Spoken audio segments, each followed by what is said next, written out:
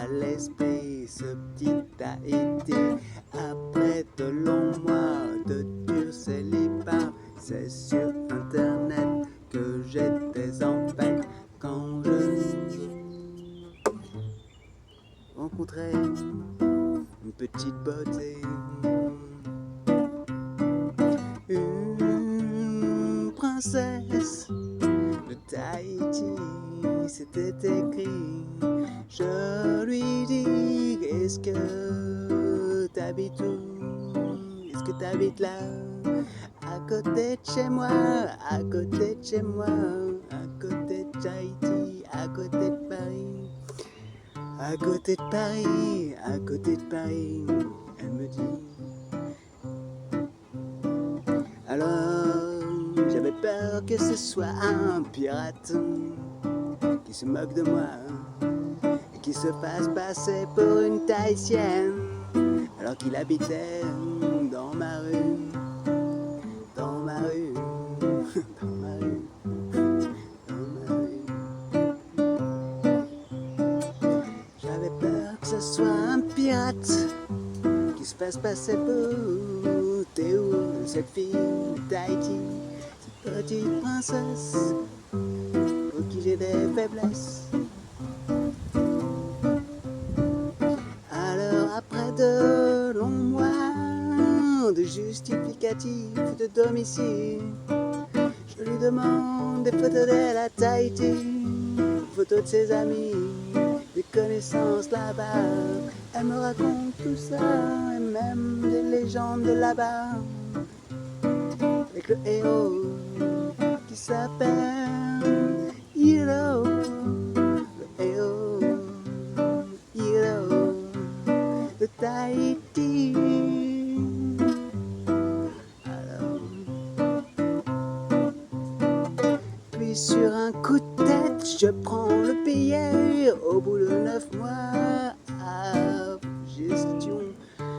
Comme le bébé qui met 9 mois à maturer dans le ventre de la maman, je prends le billet pour Tahiti et je m'envole là-bas. Oh là là, qu'est-ce que j'ai fait là? Je ne savais pas ce que je faisais, mais je le faisais et je partais à Tahiti.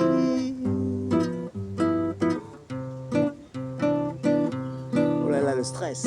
Dans l'avion, je raconte mon histoire à tout le monde. Je rencontre d'autres enfants adoptés à Tahiti. Des femmes, des femmes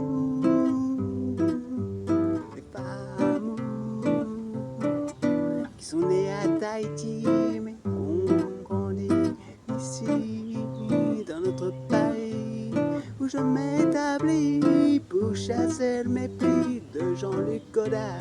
Mais je suis trop bavard, revenons à notre histoire.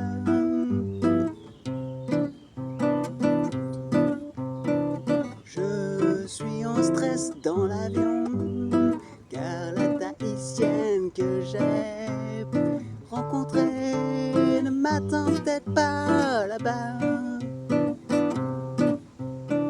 Alors je raconte mon histoire à tout le monde.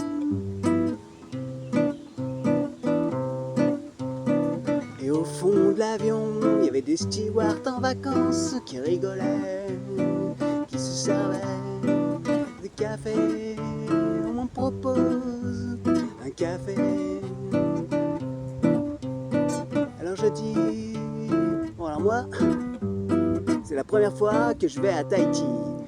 En fait, peut-être pas parce que je suis né là-bas. Ma mère, elle s'appelait Odile Puerao, elle travaillait au Club Med à Montréal. Il y en a un qui me regarde comme ça et qui me dit non, c'est ma mère. Ses amis lui disent Yoann, t'es vache, tu lui fais une sale blague. Lui dit je suis sérieux, ma mère habite à Tahiti, s'appelle Odile Puerao. Puerao, Rupigna, c'est des grandes familles comme ça. Puerao, Rupiña, Rupiña, Puerao. On savait pas, mais on n'était pas sûr qu'on était peut-être frères. Alors on s'est pris dans les bras.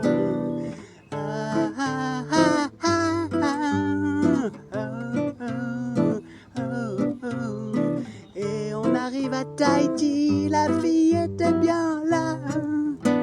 Elle m'attendait comme ça, avec ses amis et leurs colliers de fleurs qui m'ont offert quand je suis parti.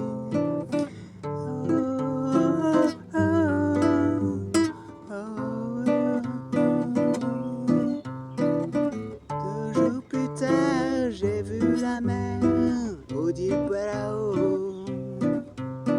J'ai vu le frère, l'autre frère. J'ai vu la sœur Elisabeth Lise. Lise qui travaille à Tahiti.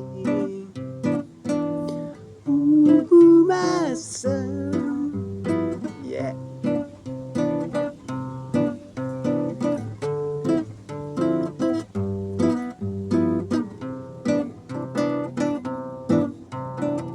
J'ai vu ma mère au Puerao.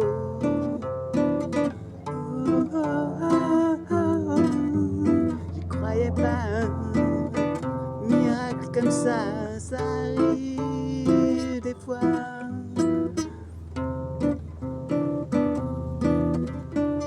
Mais il y a d'autres miracles. Bon, bref.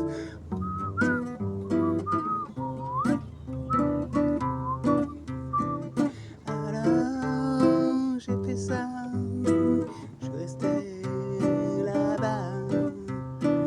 J'ai vu le tonton Jimmy, la tata cousine, la mère, les frères, les sœurs, la mémé, le pépé, les cousins, les nièces, les neveux, tout ça là-bas.